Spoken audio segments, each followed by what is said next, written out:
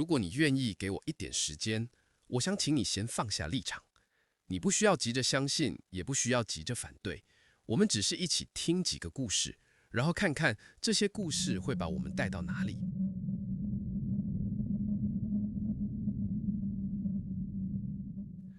我想问你一个问题：如果上帝是公平的，那为什么人生从出生那一刻开始就已经不公平了呢？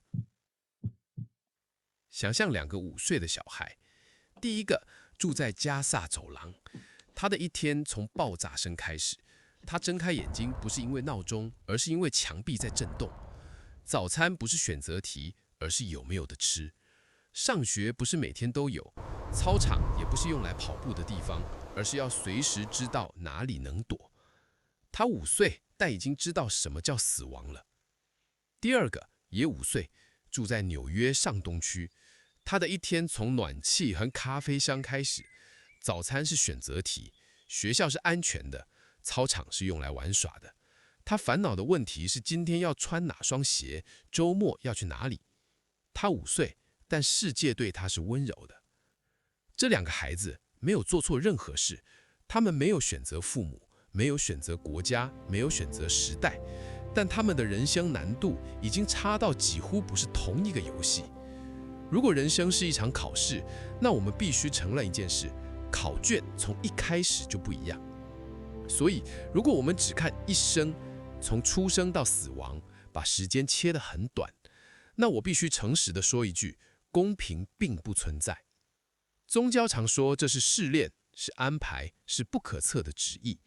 但对正在受苦的人来说，这些话其实没有回答问题。真正的问题只有一个：为什么是我？为什么是我出生在战火里？为什么不是他？如果人生只跑一轮，那上帝要么不公平，要么根本不在乎公平。所以，也许不是上帝有问题，而是我们一开始就看错了尺度。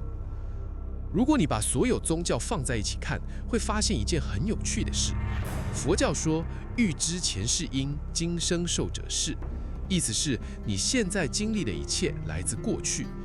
基督教说人在世上所种的收成也在永恒里，审判不在此刻，而在死后。伊斯兰教谈来世，道教谈因思与功过故。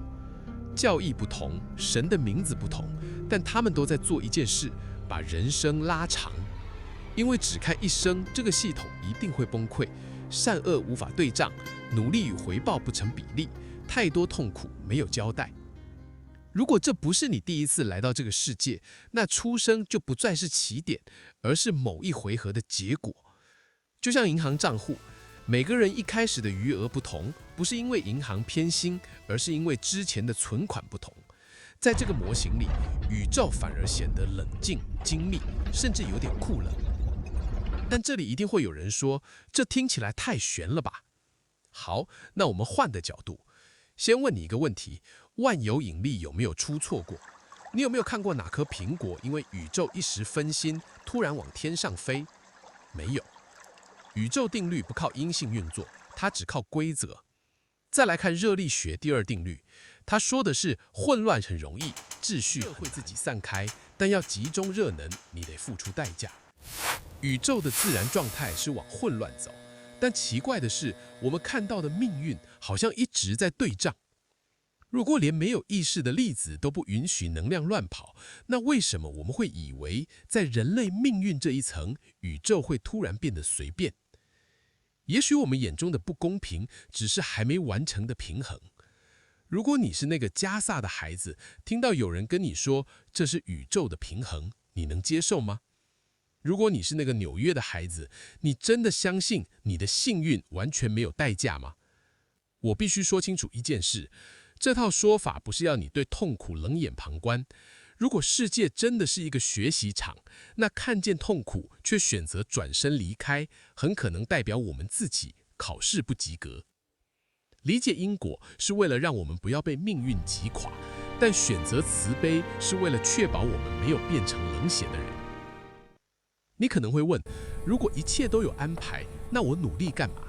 那我反问你一句，牌已经发完了，你还打不打？命运只负责发牌，怎么打牌是你的自由。你遇到什么可能不是你选的，但你怎么活永远是。最后一个问题，如果一切真的有因果，为什么我们什么都不记得？也许不是惩罚，而是一种保护。如果你记得所有前世，你可能什么都不敢做。于是宇宙选了一个最残酷，但也最自由的方式，让你在不知道答案的情况下作答。所以，上帝到底公不公平？如果只看一生，答案很残酷；如果把时间拉长，它也许公平，但冷静的不像人。也许真正的问题不是宇宙有没有对我们好，而是在一个不会为我们感受负责的世界里，我们选择成为什么样的人。如果你一路听到这里，心里大概会出现一个很自然的反应，你会想说：好，就算我接受人生不是只看一世，就算我接受公平可能被拉长到一个我看不到的时间尺度，但这样的公平真的有意义吗？如果一个系统告诉你，你现在正在受苦，是因为某个你完全不记得的过去，那你凭什么要为此承担？这不是抬杠，这是一个非常严肃的问题。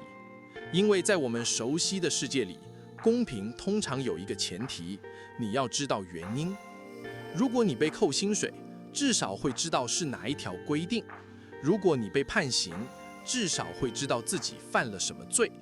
但现在这套宇宙版本的公平，却像是在说，你确实有一个理由，但我不打算告诉你。那这还算公平吗？我们先暂时不要急着替宇宙辩护，先来想一个更贴近生活的例子。想象一个人从小就被要求解一道数学题，他不知道这题从哪里来，也不知道答对答错会发生什么事，他只知道自己每天都在被这道题追着跑。如果你站在他的角度，他只会觉得这个世界莫名其妙，甚至充满恶意。但如果你站在系统的角度，这道题也许本来就不是要惩罚他，而是要测试他在不知道答案的情况下会怎么选择。这就是即时公平和延迟公平的差别。我们人类习惯及时反馈，努力了希望立刻有结果，做错了希望立刻被纠正。但你如果把视角拉到物理学，你会发现宇宙其实从来不是这样运作的。热力学第二定律没有在乎你什么时候理解它，重力也不会因为你不服气就暂停。流动能量、熵增加、系统趋向平衡，这些过程本来就不以人的感受为中心。如果命运真的存在某种守恒或平衡，它很可能也是这种不及时回馈的系统，不是因为残忍，而是因为它的尺度从来就不是为人类的心理设计的。但问题来了，如果公平是延迟的，那人在当下活着的意义是什么？如果你永远不知道自己是在偿还还是在累积，那你怎么知道该往哪里走？我们现在要进到一个最容易让人不舒服，但也最关键的地方。假设一件事，假设宇宙真的存在某种精密的因果系统，假设它真的不会出错，那它有没有义务让你看懂它？这个问题听起来很傲慢，但我们几乎每天都在默默假设它成立。我们会说，如果你要我承担，那你至少要跟我说为什么。但宇宙从来没有答应过这件事。事实上，你仔细想想，你每天使用的很多系统也没有打算让你完全理解。你不需要懂手机底层的电路，手机照样运作。你不需要理解 GPS 的演算法，导航照样把你带到目的地。理解从来不是系统运作的必要条件。那为什么一谈到命运，我们却如此坚持？如果我不懂，我就不接受。也许真正让人愤怒的不是不公平，而是失去控制感。因为只要你不知道原因，你就不知道该怪谁。你不能怪父母，不能怪社会，甚至不能怪上帝。于是人会退而其次，开始怪自己，或者干脆否定整个系统。这也是为什么轮回这个概念对某些人来说是安慰，对另一些人却是侮辱。安慰的是事情不是随机的，侮辱的是你被要求相信一个你无法验证的理由。而这里有一个更残酷的假设，也许遗忘本身就是这个系统的一部分。如果你在出生时就记得所有前世，你会怎么活？你会记得自己曾经是谁，做过什么，伤害过谁，被谁伤害过。你走在路上，看见一个陌生人，却知道他曾经害死过你。在这种情况下，你还有自由选择吗？还是你的人生早就被记忆锁死了？也许真正的自由不是知道所有答案，而是在不知道答案的情况下，仍然能做选择。这听起来很不公平，但它可能是唯一能让选择本身有意义的方式。如果你早就知道结果，你只是照剧本走；如果你不知道，你的每一个决定才真的算数。